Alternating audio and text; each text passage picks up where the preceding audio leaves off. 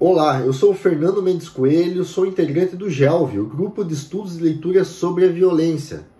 E hoje vou falar um pouquinho sobre um período muito sombrio da história brasileira que completa 60 anos nos próximos dias.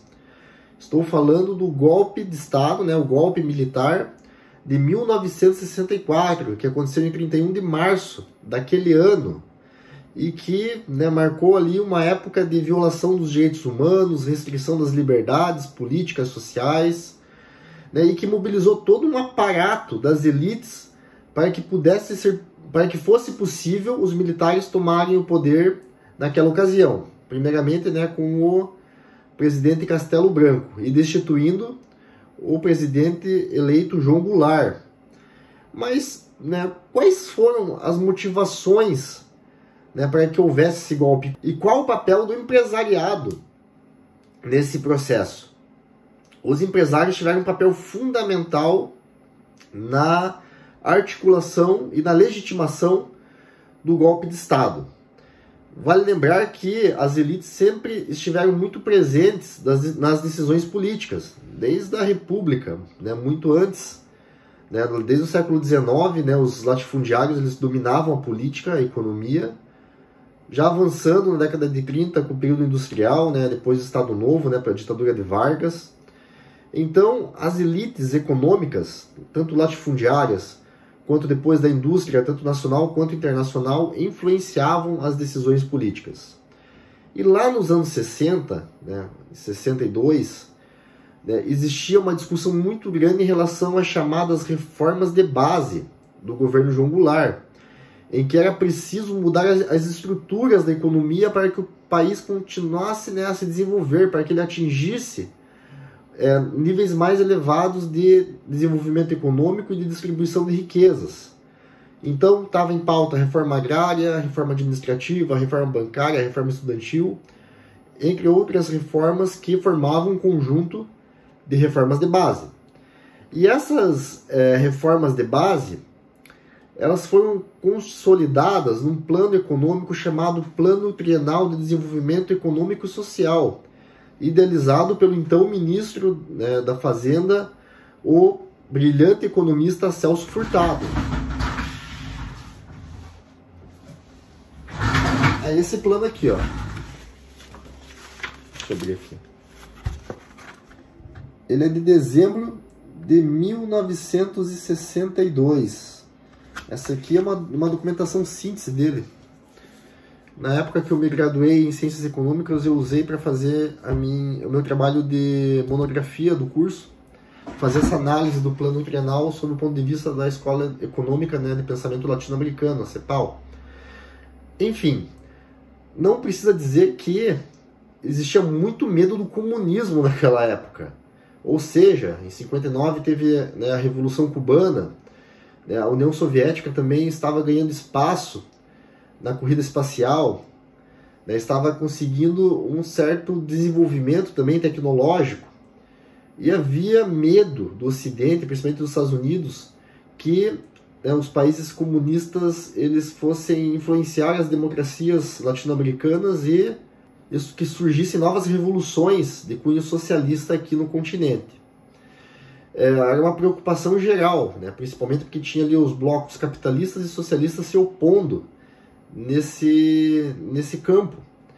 E dentro da ideologia da Guerra Fria e do medo do comunismo, se tinha a ideia do fim da propriedade privada dos meios de produção, que na verdade os empresários perderiam seus capitais para o Estado, que seria o proprietário desses meios de produção.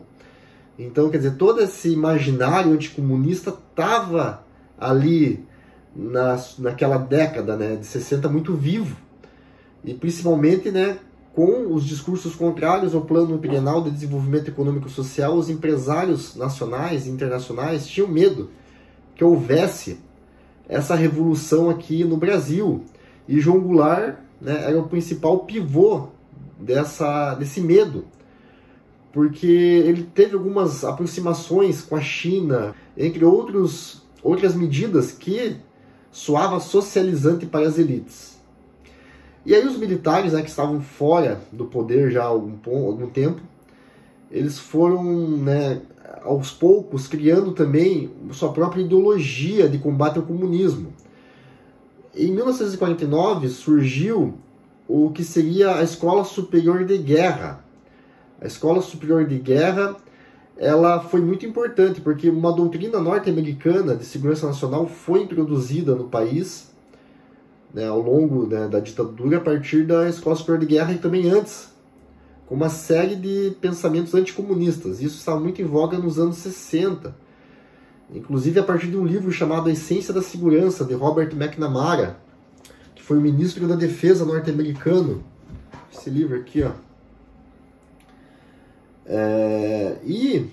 Né, toda essa doutrina anticomunista que surgiu nos quartéis norte-americanos influenciou as escolas, a formação de escolas de guerra, como existia lá a Escola Nacional de Guerra, veio aqui para o Brasil com essa doutrina que adentrou a Escola Superior de Guerra e formou os oficiais que participaram do golpe de 64. Então, existia também uma ideologia correspondente aqui, do anticomunismo, da segurança nacional, de todo esse processo de blindar os países da região contra a ameaça comunista.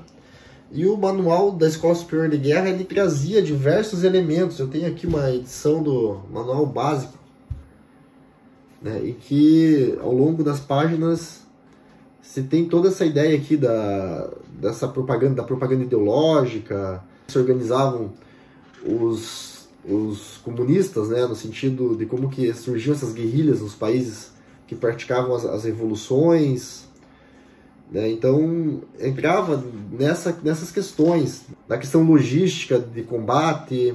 Por que eu estou falando isso? Porque na ditadura militar, na década de 60, isso foi colocado em prática e foi desenvolvido.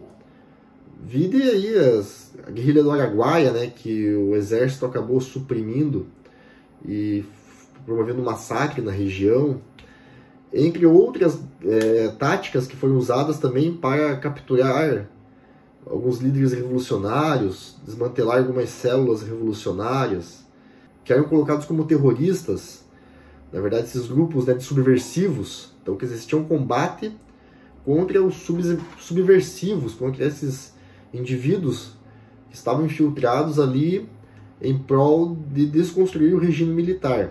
E os empresários, eles tiveram um papel primordial na legitimação dessa doutrina.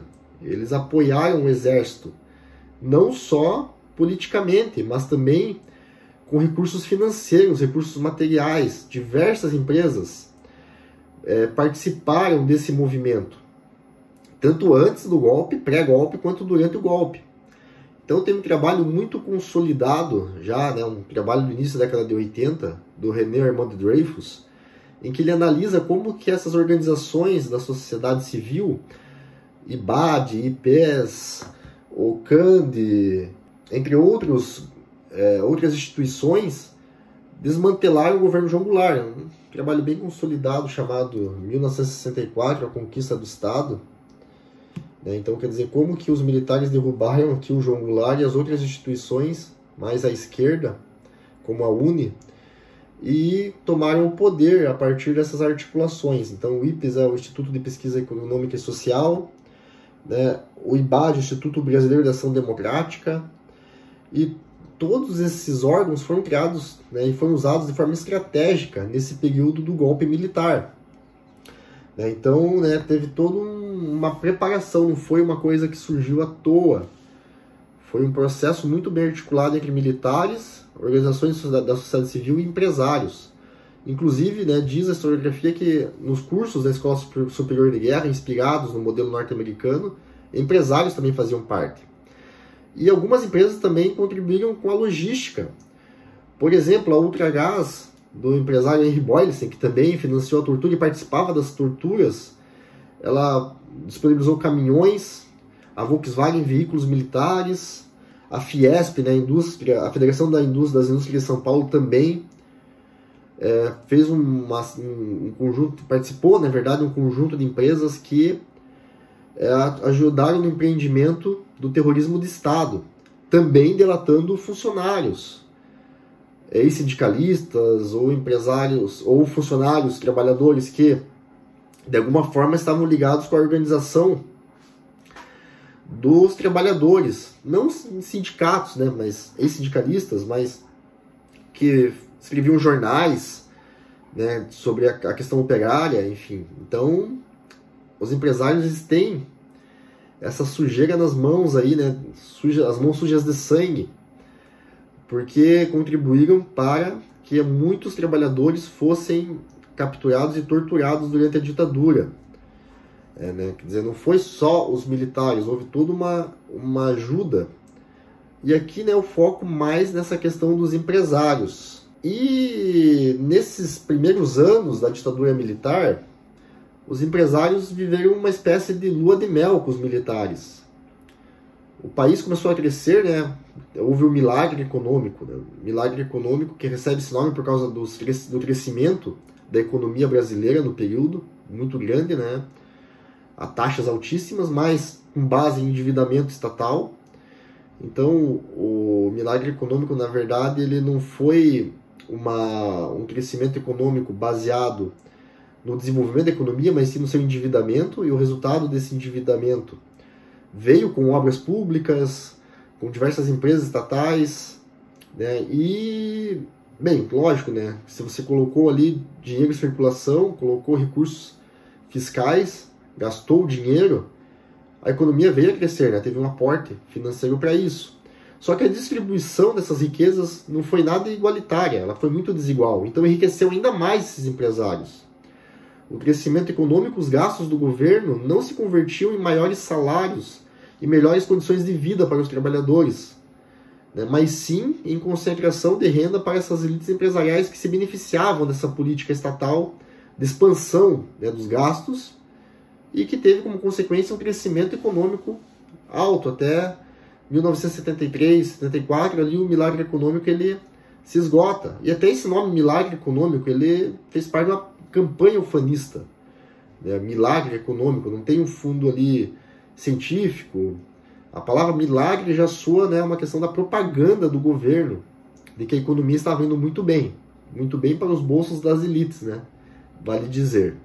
Mas por enquanto eu vou ficar por aqui. Numa segunda parte eu vou falar, né, dessa crise dos empresários com a ditadura militar.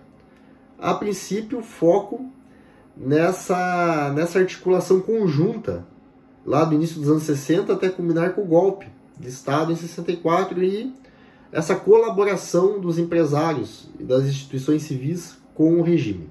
Esse foi o vídeo de hoje, né, do Gelv, já marcando ali essa data, esse marco dos 60 anos do golpe de Estado, que a gente não pode deixar passar em branco, temos que discutir ainda esse assunto, e o papel dos empresários nesta questão. E em breve voltarei com a segunda parte desse vídeo. Espero vocês nessa próxima oportunidade. Também estamos no Instagram, no canal na página do Gelv no Instagram. E se você gostou do conteúdo, se inscreva, compartilhe, curta, ative o sininho, a ajuda de vocês é muito importante para que possamos continuar a crescer aqui no YouTube. Eu espero vocês na segunda parte desse vídeo. Até lá e tchau, tchau.